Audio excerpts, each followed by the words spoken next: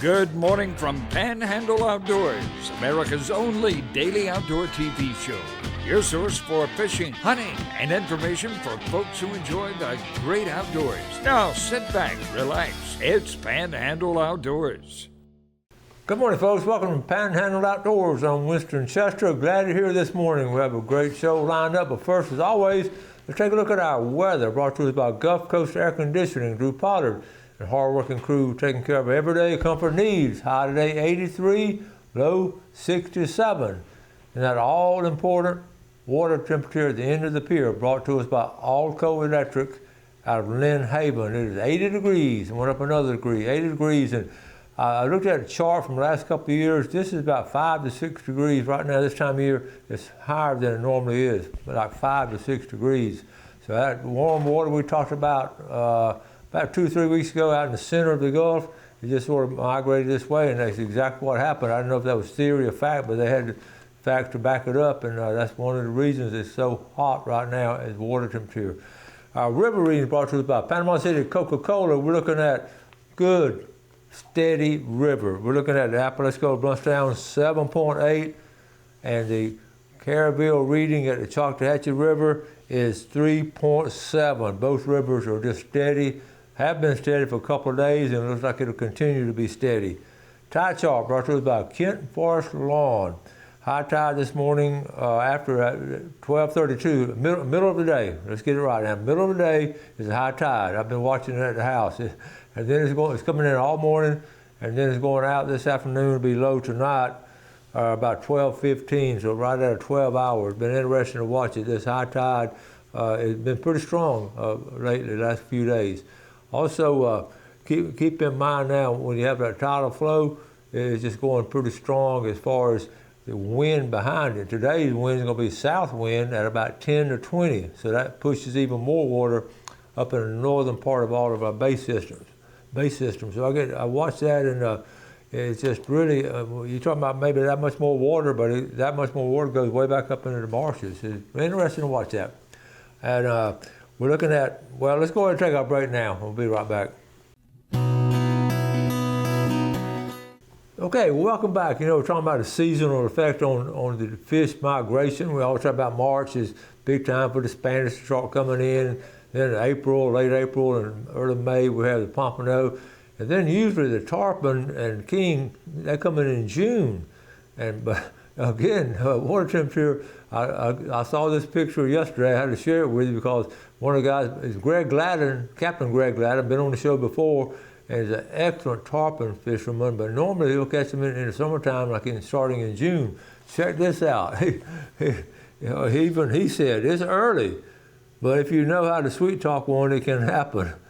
I made it back just in time for the 10:30 service. He called this one Sunday, and here's the tarpon season. How about that? He went out and caught it before church and went back in.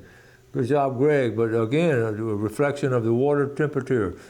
I ran across this. I want to open a $2 store so people can enjoy the finer things instead of a Dollar General, a $2 store. Okay. We're talking about catching cobia, and really cobia been really slack, but this was over at Okaloosa Island Pier. It's not wintertime, it just showed up. The guy was wrapped up. It was a 43-inch cobia off the Okaloosa Pier. Here it is right here. It's not a very big one, but it's at least a cobia. All right. Choctawhatchee River, John's Little Acre. That's a good place over there off that river system. John's Little Acre, good mess of fish. I've seen more pictures from the Choctawhatchee River this year than I have in a very long time, this spring. This is funny here. Philip Sykes posted this on the Panama City fishing page. He went out to go pompano fishing, but they suck at being caught. In other words, he didn't catch anything on pompano, but by noon I gave up and put my crosshairs on other fish. The bite after 2 o'clock. Okay, you see what a mess, a good mess of fish. Those flounder are nice, but it's interesting.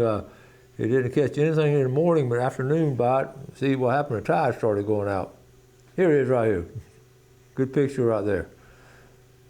Okay, this is our buddy Stan Kirkland. This is his grandson, and this is a great story here. Our grandson, Lane Boggs, 11 years old, caught this 24-inch speckled trout Saturday here locally. His parents are Derek and Bethany Boggs. He cast and caught it all by himself. Check this out. Is that not a great picture? I got tickled last night. I zoomed in a little bit closer. I told Gail, I said, he looks like Stan already. He's going to be a fisherman. He got a big old wide cap on, and good picture out there. So good job, Stan. This is interesting. Talking about saving different game and all. This is coming from Buffalo Trace Distillery. So to hear the story on it, when the Kentucky, all that rain they had a little while back, about a week and a half ago up in Kentucky, the students from Kentucky State Aquaculture Program, what happened, the river flooded, and so the buffalo, some of the fish in the bigmouth buffalo got into this pond, and they knew they were trapped in there. They couldn't get them. You know, they were going to die because they just washed in there during the flood. So these students and teachers just started rescuing the fish. And some great pictures here. I thought, what great teamwork and all. And see that pond behind them? The river flooded into there, and all these fish were trapped in there. They captured all of them and took them back. There's a team that did it. Great team right there. And here's how they did it. Does this look familiar? You wade across with that big, not a gill net, it's a big old net, and they just put it in, and then they circle them up, just like, isn't that classic? And then they bring them in, then they bring them out, put them in a basket, like orange basket, and then take them back over. They're not too far from the river right there. So anyway, I just thought that was really interesting. So let's take a quick break. We'll be right back. Okay, welcome back. We've got all kind of stuff to share with you on the pictures, but I had some Jamie Daniels, Joe, who was on the show about a month ago with that Riverfest from Bluntstown. She sent me a good, cool video of just paddling down the Chipola River, she and her husband, and it's a great video on a kayak there. So I'll try to pull that up later for you. One of the things we talk about nature. There's all kinds of things in nature on migration. I watched this a few years ago. This is the birds migrating back up north. Check this out. This is the migration dates of there's 1 billion birds. There's 1 billion birds. I don't have it up there yet. 1 billion. Let's see. And I know if you notice them in the yard, there are a lot of them lately. Let's see. We got it right here. It is right here.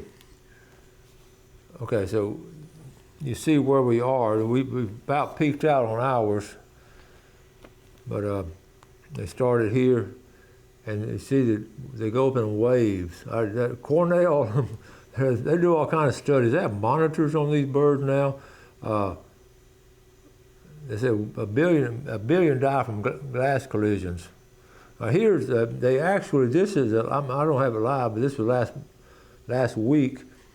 And this shows them actually the wave of them, and it'll be blinking on all different places. But you see the high density right there in the center, right there along the Mississippi Flyway, really the same one the ducks use, and they're all headed back up north. Really cool. And there's just not that many across the Rocky Mountains. Isn't that cool? At that time, there was 301, at the bottom left-hand corner, 301 million. Already up there. Okay, all right, here we go. Before we work on artificial intelligence, AI, why don't we do something about natural stupidity? Okay. We're going to talk about Bobo Hobbs. We got a lot of, when we got Bobo, I did a story on him, and I got a lot of comments on him. Terry Marsh sent this. I didn't know about Bo until you shared this morning. I hope there's coffee in heaven. If so, he and Charlie on their second mug. One thing about it, they love to drink coffee on those boats out there. And let's see, I got another one. I've got 2 or 3 things on him. But let me go and skip. I'll get back to him too. One thing, let me go and show this picture here. This is right here. This is Dr. Irvin Clark. He's been on the show before with FSU PC, and also there's Travis Page. And here's the story. We met the other afternoon, Tuesday afternoon at FSU. They called a meeting together. They're getting that bass team started, and that little staff of folks there, and they're all really excited. I want to thank Dr. Randy Hanna for doing such a great job. It's encouraging. He's head of the whole FSU PC branch, and he knows the importance of doing something like this. But it sort of has gone from just a bass team. They're going to give scholarships now, but they're also putting together a fishing club to bring in a lot more young people in college to get them to participate. And you know how I feel about that. I was certainly encouraging that they can do all kinds of things. I was sharing with them what we did with the Outdoor Education Club as far as go fishing on the pier, do some field trips, do different things and all. And you can go take a charter boat trip, take a big old head boat, and a lot of students would love that. So I want to applaud FSU PC for all of the encouraging things they're doing to get this fishing club and the bass fishing team going over there. That bass fishing team now, they're going to be competitive. At that level with the major universities, it's, I won't say cutthroat, it's very competitive. I mean, they really get after it. And I get tickled reading some of the stories about all of them doing different things. So anyway, hats off to them for doing that. Okay, one of the, let me see. Let's move on now. This right here.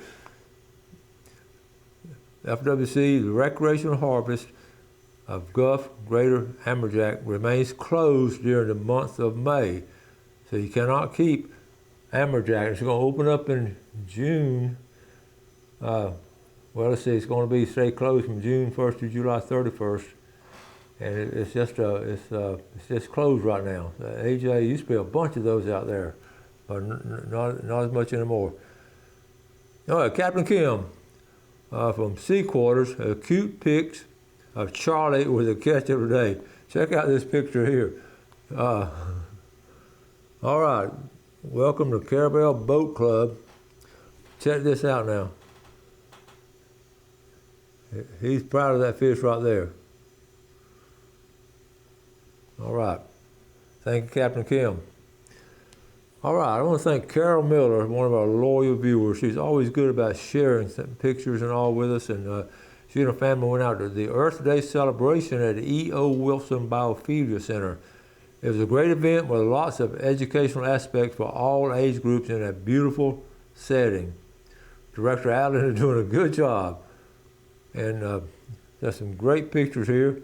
I didn't get to make it out there, so I'm glad you got to share this with us. The FWC table there. I always admire, look at that rattlesnake skin. They always bring some cool stuff. They do this at different schools. Okay, there's our buddy, Joel, there you go. And look at these birds. I remember they were talking about birds of prey. They had them set up. They've got a great collection of birds of prey. They feed them on a regular basis, so the people can see them pretty regular. Check this guy out. He's wondering what all the people are doing out here. And of course, look at there. All right. Okay, this is interesting. J.B. Hiller talking about catching different things, some soft shells. He's been catching some huge soft shells here lately in the river, this Choctawhatchee. So I thought about making a meal of one. However, I learned Florida Executive Order 2119 prohibiting the taking and transporting is still on the book, so we don't want to be a good idea. That's something you really got to stay on top of, the regulations as they change. Okay. I'm not saying I'm old, but when I was in school, we made ashtrays for our parents in art classes, and I know a lot of y'all can identify with that. And one more one, all of my childhood punishments have become my adult goals: eating vegetables, staying home, taking a nap, going to bed early. All right, here it is right here. I know you've seen it on the news, but I want to talk about it here on the Panhandle Outdoors. The red snapper season, the longest one we've ever had, a record-breaking 126 days. I have mixed feelings on this. And I'll tell you why. because we just don't know really how many's out there. But anyway, it's opening up in May. Usually it's the first Saturday of June, but it's going to open up earlier, the weekend before that. And then you can see all the dates there. It's every weekend. It was amazing. Of course, it's going to be Thanksgiving weekend is a great time to go. But how about on the bottom right-hand corner? It's going to be open Christmas weekend. And so, like I say, I've got mixed feelings on it. It's just we're talking about red snapper a lot, and we always, that's the fish that attract the people. We always talk about that being a money fish, going way back in our maritime history. That was the money fish. It continues to be that. But with the limit, the big thing that's going for us as fishermen and conservationists, the limit is 2 apiece. So no matter how times you go. But it's also, you want to go on a trip that you can catch more than just snapper. Because you catch, a trip now is $300 or $400 on a charter boat. So you want to catch more than 2 red snappers. So these good captains can put you on a lot of fish. So keep that in mind. If you're just paying to go there just to catch 2 snapper, you go to Tarpon Dock, you can make about 5 or 10 trips, same amount of money, same amount of fish. Let's take a break, be right back.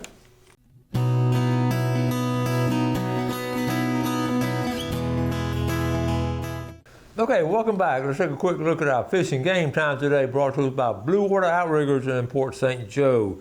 309 to 509 this afternoon, 341 to 541. And ironically, that tide is going to be moving strong both ways in that middle afternoon, about that, and in the middle of the morning.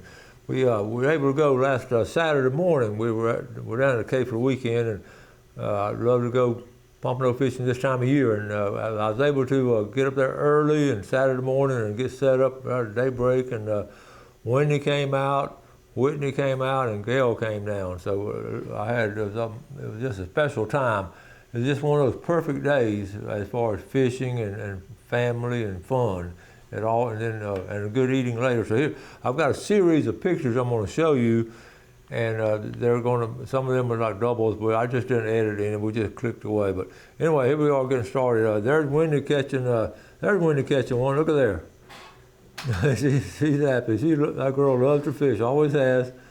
And she loves to get away and come down there with us. And that's a good size one. Remember, the minimum size is 11 inches. That one was right there at about 12 and a half, I believe. And anyway, she's happy. She's happy about it. So let's see. And then here's what's funny. I said, we got to hold a picture. I said, to make it look big in a picture now, you got to hold a broadside. So she's trying to. And finally, I said, no, it's upside down. So anyway, we finally got it right. So we got a bunch of pictures of her, but she caught several pompano that morning. I believe this was another one because he's walking down the other way. The folks down on the end, I was the first one. There was nobody out there for about an hour or so. And then the Jeep came down. And she got this one in. I always bring them, I'm telling her to bring it in with the waves. And I told her that when she was 4 years old, bring it in with the waves. And, okay, so anyway, so we got, okay.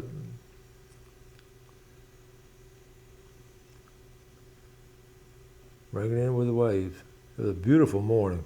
It had been rough the day or two before, and I've always found that's a good time to go after it's been rough a little while, and then it starts settling down. They go through a little feeding frenzy, and this was like the morning two after. All right, and we're fishing with, there you go, look at here. Yeah, I caught a couple. That's another one. Okay, and there now she's holding close to the camera. See, she's learning well. And let's see, we caught 5 that morning. And then, there we go, we just got them on. And there's Whitney catching one. I didn't get enough of Whitney. She caught a couple too. Let's see, okay, I think that's, this one first set up, the very beginning when I got out there, not a soul out there. And you know how I feel about that. My typical 3-rod setup that I've always done. And this windy came down right after that. Like I said, one Jeep came down. And I'm telling you what, I'm experimenting with a super long rod, and I don't know whether I like it or not. It's just I've got to put a 4 ounce lead on it. Okay, so here we are coming back. We had a good morning, and let me see. Okay, that's enough. I wanted to show. I got one more. Right. Okay. Well, here's what's ironic.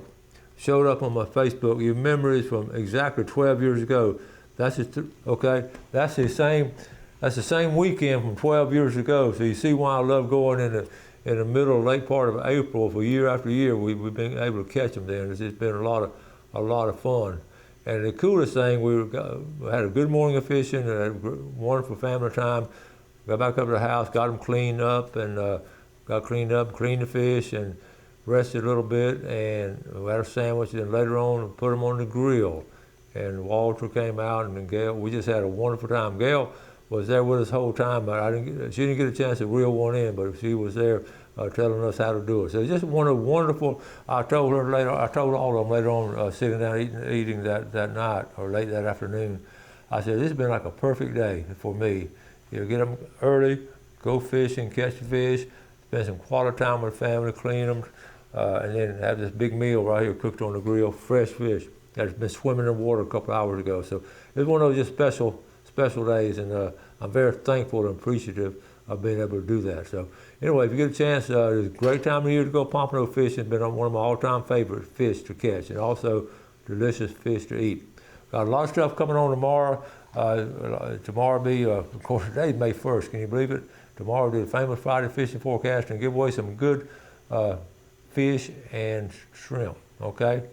Y'all do something good for someone else today. Have a great day. Enjoy the outdoors. Take care of it, and God bless. Thanks for watching America's only daily outdoor TV show, Panhandle Outdoors with Winston Chester, featuring hunting, fishing, and other activities and information to help you enjoy the great outdoors. Join us next time for Panhandle Outdoors.